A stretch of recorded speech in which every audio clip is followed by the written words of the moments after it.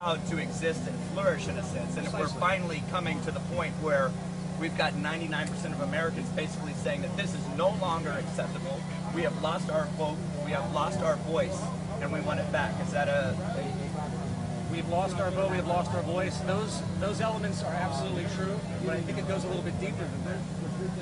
It's one thing to assume, and this is a bit of a radical statement, it's one thing to assume that the people of the world in harmony will make the right decision.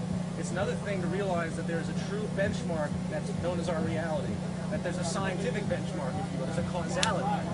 It doesn't take the opinions of the mass consensus to realize the most efficient means to feed everybody on the planet. Right. That's a completely technical orientation. I point that out just to plant that seed, because sometimes I get this rhetoric where people say, well, we want democracy. No, we want rationality.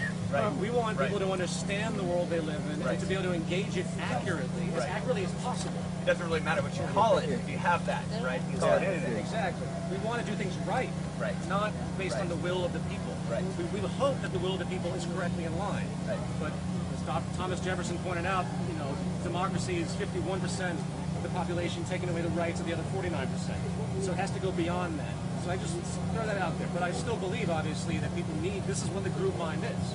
This is how education works. I don't come up with anything, you don't come up with anything. Right. It's the sharing of information, the constant development of logic and reasoning amongst all of our educational structures that we've all inherited that enables us to grow as one section, if you will. Sure. And that's critically important for me to realize as well. So in your most recent addendum, you talk about robotization of the working force, that we as humans are in a sense no longer needed to fabricate and produce the goods that we actually consume in a major way.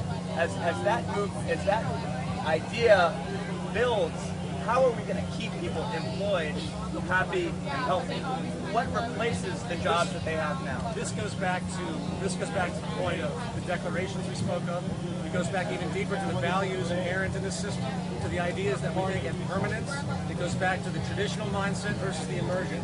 To answer your question very simply, there's no way you're going to keep everybody employed. There's no way, and it's idiotic for us to anyway. Right. Mechanization provides more efficiency, more abundance. It's extremely unintelligent for us not to apply mechanism. It's more safety. Right. We can create automated systems, as I mentioned earlier, that can produce all the food organic. Right. With maybe a few supervisors. I'll show you the system I've designed.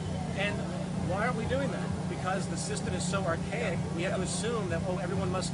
It's in the Bible too. We've earned their living by the sweat of their brow. That's how old these values are. Right. That's not going to be the case in the future. Right. We've outdone ourselves to our own advantage, but we're ruling ourselves out as far as labor for income. And that's where a massive transition has to occur. What you just pointed out is really almost the nail in the coffin of this system at its fundamental. We have the ability to create abundance, and we're stopping that because of our old necessity to maintain labor for income. So what do? How do we make a new system that isn't based on labor for income? And you can see how the minds will roll with such an amazing prospect and an amazing change in our values as far as the ethic. People are given the right to life in this system. To deserve your right to live. That's an obsolete notion. So you think some of these ideas and concepts that you're talking about could indeed spring out of the movement that we're witnessing here today? I see them as inevitable. I think eventually mechanization and technological unemployment, it's not going to stop. That's why we're really in the position we are now. Right. That's really the cause. Right.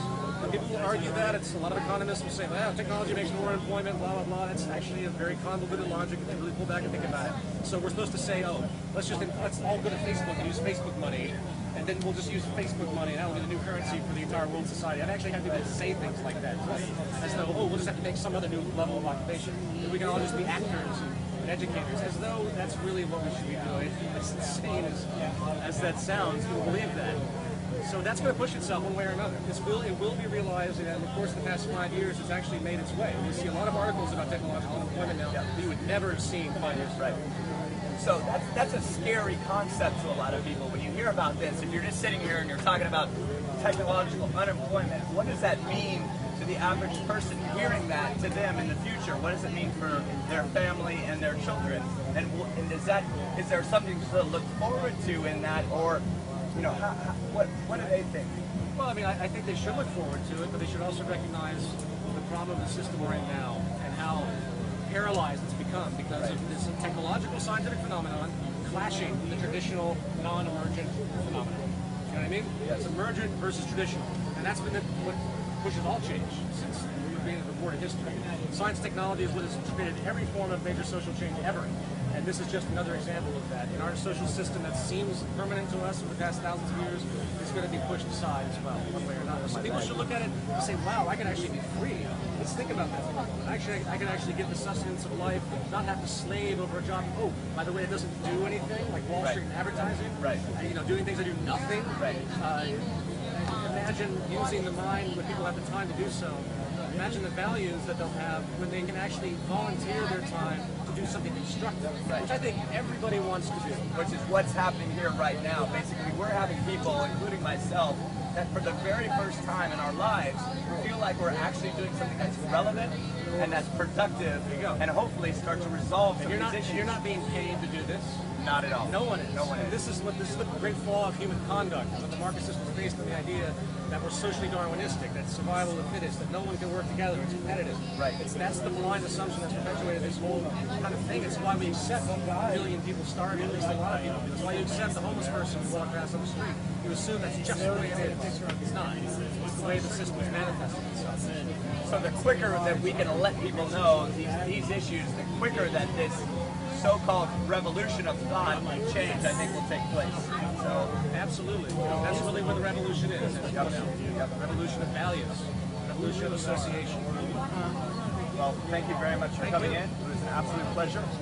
Looking forward to chatting with you again. Do you live in LA? I do. We have a town hall coming up at the end of the month too. Every month we have town halls that are free to the public. We're doing one at UCLA at the end of October. Maybe we could do one here at one point in time. That'd be fun. That'd be great, right? So I'll give you my information. We can talk about that. Do you want to say anything specifically to the live feed? But maybe just come on down. I would say the live feed.